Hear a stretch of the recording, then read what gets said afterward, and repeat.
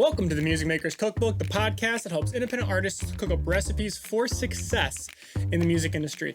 I'm Sean, and today my co-host Brandon is not here once more. It's a solo dolo episode, as he would eloquently put it, but I promise we have a good reason for that to happen this time.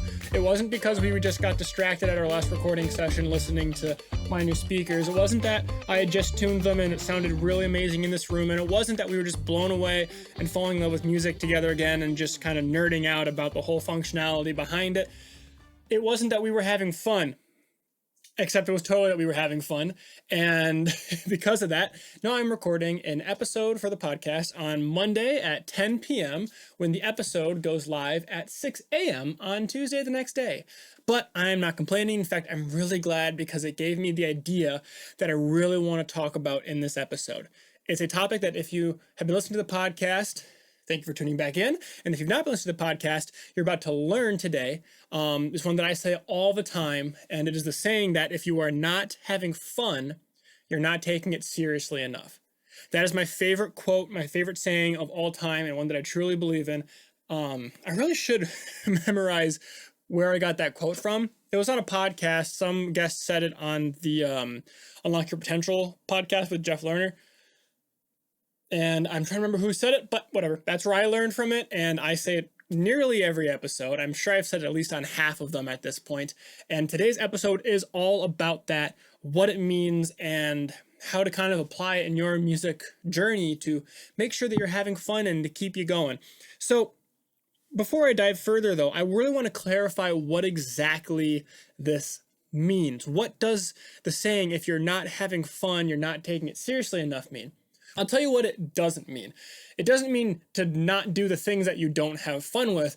It means to take those things you don't have fun with and make them fun. If it's something you want to do for a long time, you need to find joy in it. If you have no joy in what you are doing, or even if it's just aspects of what you're doing to build your career along this musical journey, it's going to wear down on you. You're going to start to resent those things, and it's going to cast a cloud over everything that you do. So finding these little pieces of fun, finding this joy within all the aspects that you're doing, that allows you to go for longer and longer periods of time. And that's up to you to create. You need to create that fun, and you need to create that energy that goes into it.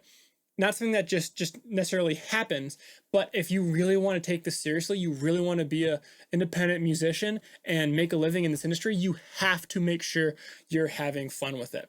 So I just real quickly wrote down certain things that kind of break down the saying and how it specifically applies into the music industry. So we're just going to run through these scribbled notes that I have here on this notepad and go on from there. So the first thing to have fun with is to have fun with the little details.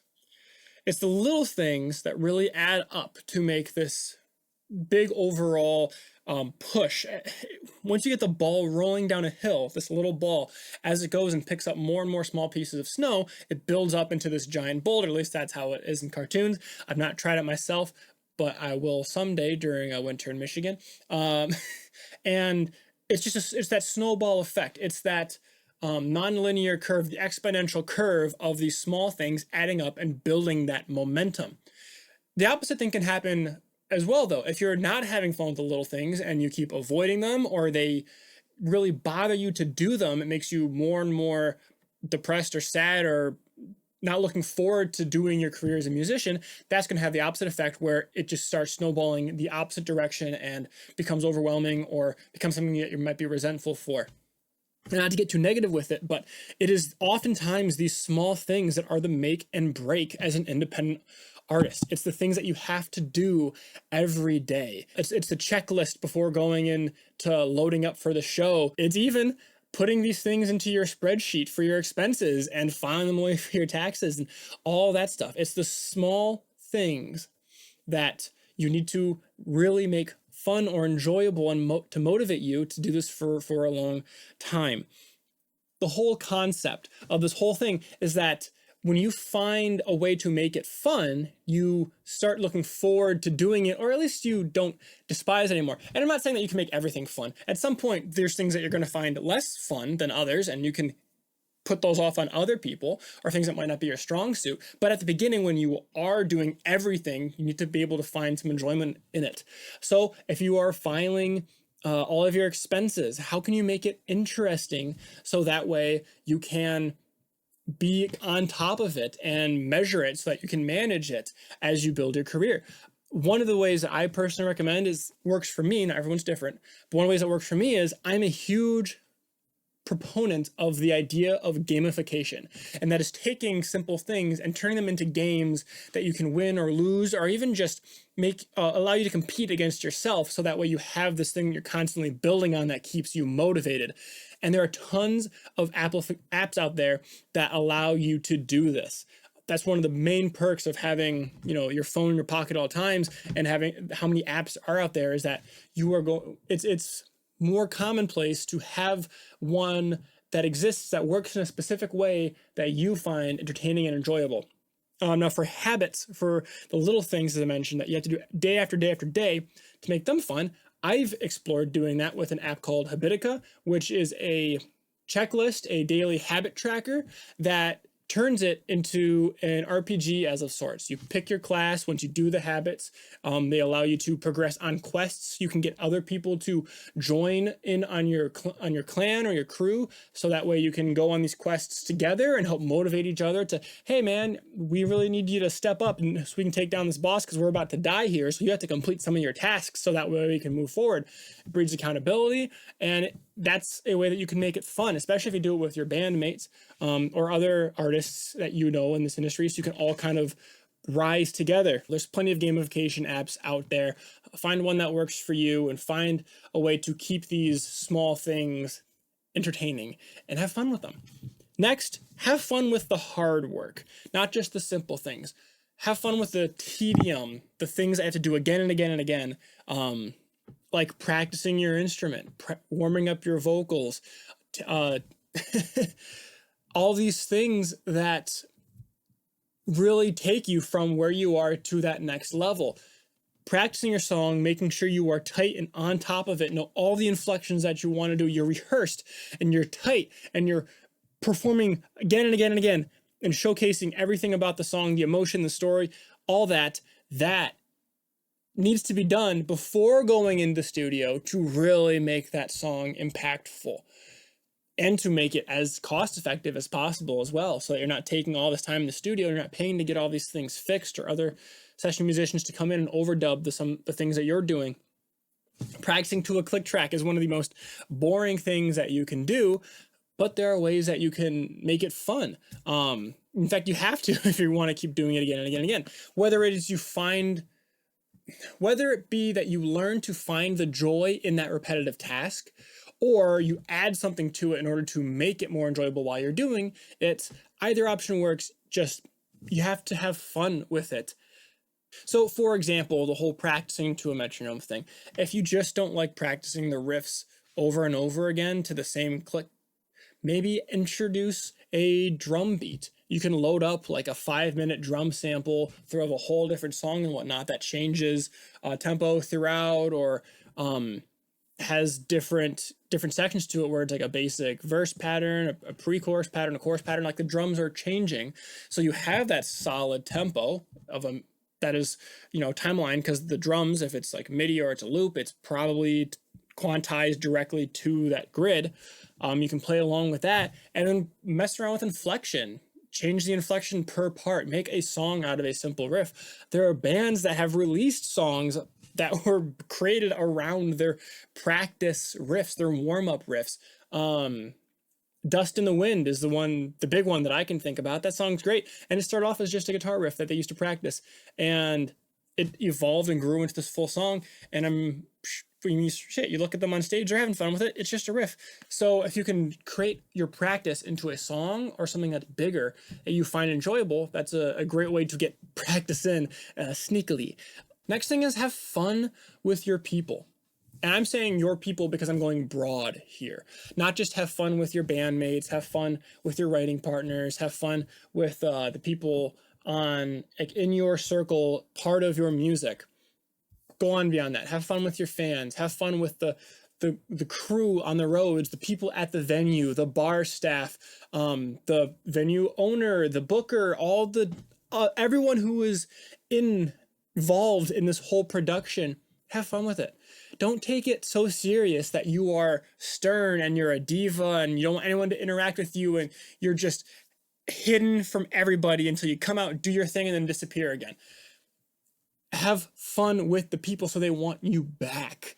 If you're having fun with your fans, then they're more engaged and they're going to want to continue to come back to your shows and listen to you. If you're having fun with the bar staff and promoting them, they're going to want you back at the bar, which gives you another gig, which allows you to potentially be seen by new people and further your career. If you're having fun with the sound guy, well, a lot of sound guys I know don't work one venue. They work multiple, or they know the sound guys of the other venues. And if you're a complete joy to work with, they might get you in somewhere else or put in a good word for you at a club you want to work at or a bar you want to work at or a hall or a larger venue that you want to work at.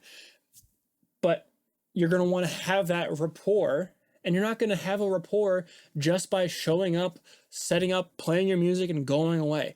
From all the live shows that I've done, what's way more important than the music is the in-between. It's when you engage with the crowd, when you engage with each other on stage in a way that's performative, that people can come in on.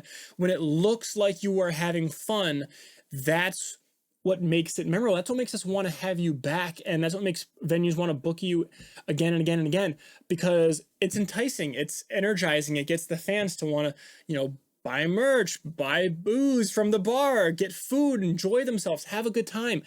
That's honestly almost more important than the music at a lot of live shows.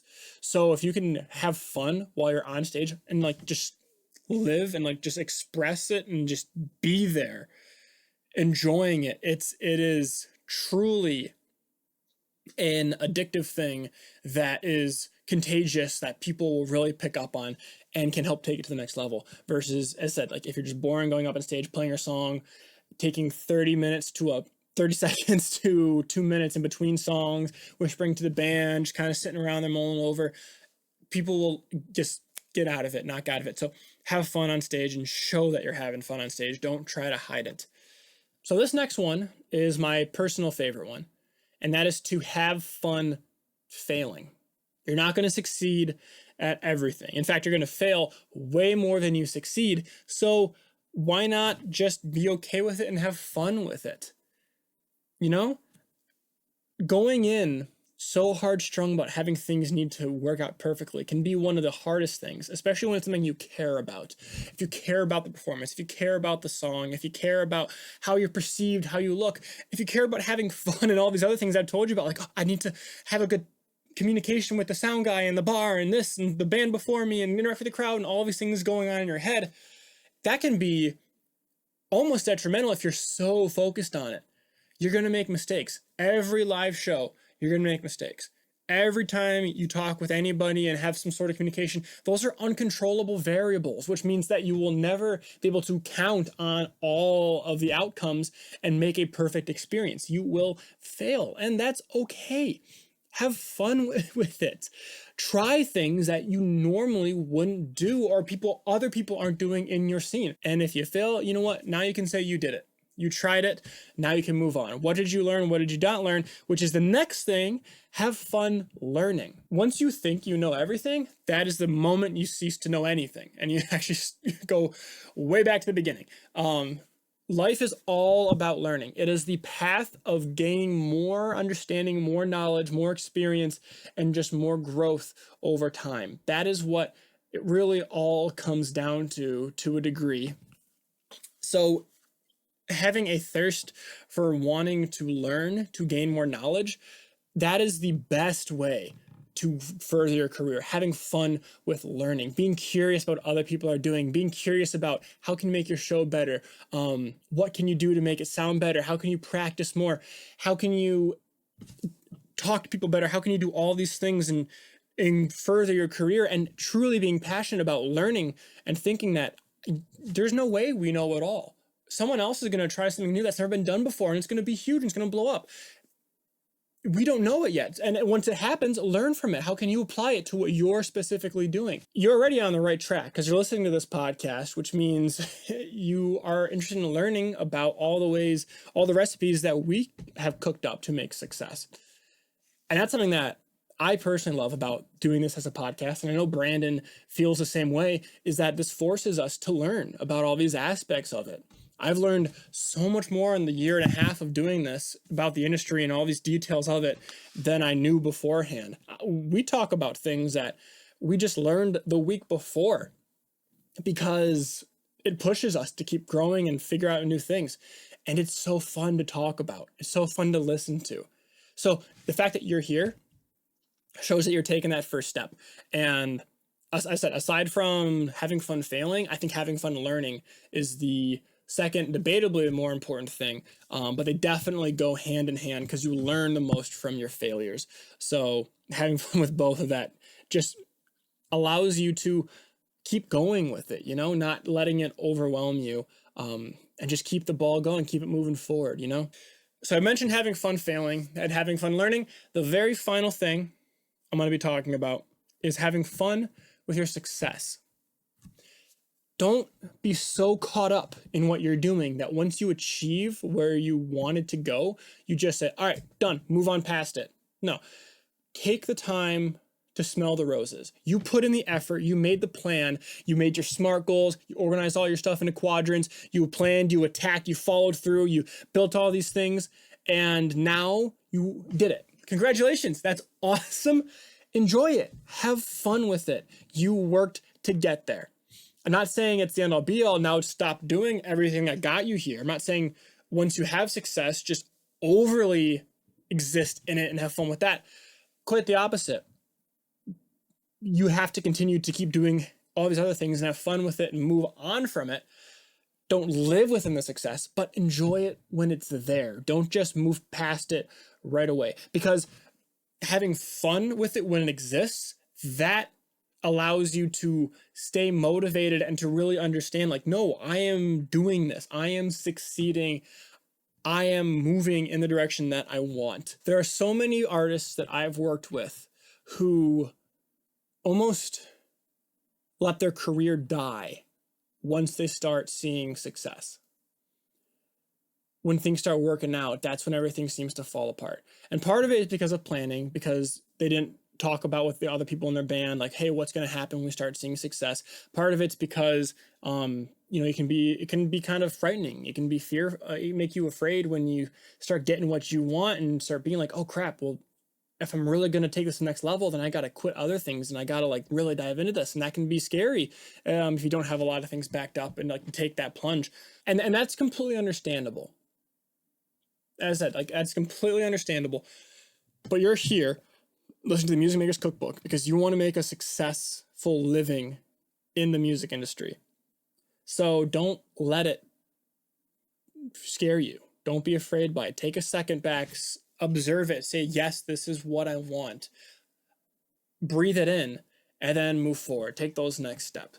But have fun with the success while you have it, because that will open you to being appreciative and have gratitude for the things that you are given, and not just push them aside and move on. And having gratitude keeps you humble, keeps you hungry, and keeps you moving forward in a way that not having it doesn't really opt into. It's a layer of authenticity that people can really sense, people can tell. So observe it, be happy with it, and be thankful for it, and then move on. But when it's there, have fun with it.